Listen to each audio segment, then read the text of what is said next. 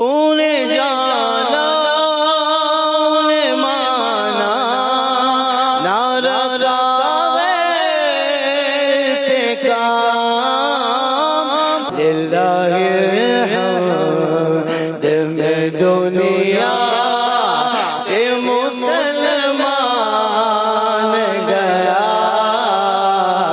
للہ الحمد میں دنیا سے مسلمان گیا۔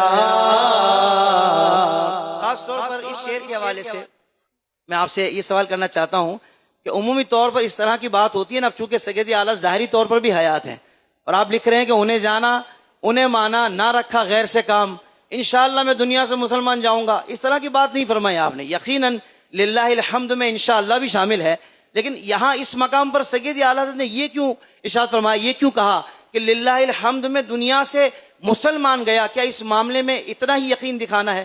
یہ ارشاد فرمائیے۔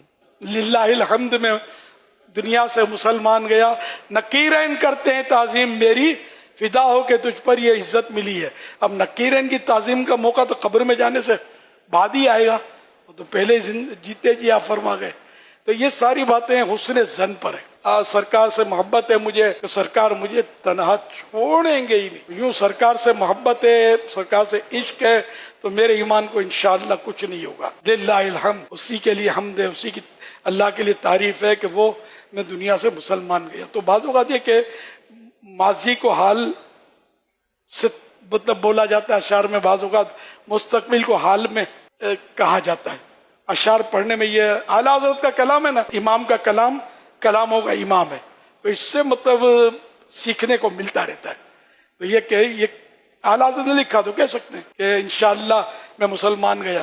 تو بعض اوقات یہ ماضی، اور اس میں آپ کو ایک مثال دوں، احیاء العلوم میں امام غزالی رحمۃ اللہ علیہ نے فرمایا کہ جس نے کل روزہ رکھا تھا وہ یہ کہہ سکتا ہے کہ انشاءاللہ میں نے کل روزہ رکھا تھا۔ روزہ اسی وقت ہے جبکہ اللہ کی بارگاہ میں قبول بھی ہوا ہو، اس لیے انشاءاللہ کہنے میں حرج نہیں ہے۔ نہ رکھا غیر سے کام، اس پر بھی کچھ کلام فرما دو۔ مطلب یہ کہ میں نے سرکار کا جب دامن تھام لیا تو سرکار سے کوئی بڑا ہے نہیں کہ جن کا میں دامن تھاموں، یہاں انہیں یہ ایسے اس کا مطلب نہیں غوث پاک کا دامن ہم نے تھاما تو ہم غلط ہو گئے، بس سرکار صلی اللہ علیہ وسلم کی عظمت کے اعتبار سے سرکار سب سے بڑے ہیں، تو میں نے ان جیسا کسی کو نہیں سمجھا، ان جیسا کسی کا دامن ہے ہی نہیں۔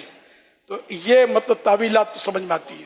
غوث پاک کا دامن بھی حقیقت میں سرکار کا دامن ہے، ہم غوث پاک کو مانتے اسی لیے کہ یہ سرکار کو مانتے ہیں، سرکار کی آل ہے صلی اللہ علیہ وسلم، اسی لیے ہم نے جس کو بھی مانا اسی وجہ سے مانا کہ یہ سرکار کے ہیں۔ تو انڈائریکٹ یہ ہوا کہ ہم نے بس غیر سے کام نہیں ہے، سرکار سے، کہ سب سرکار کے ہیں۔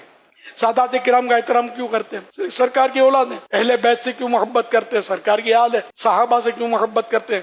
کہ سرکار کی صحبت یافتہ ہی ہے۔ صلو علی الحبیب صلی اللہ علیہ محمد۔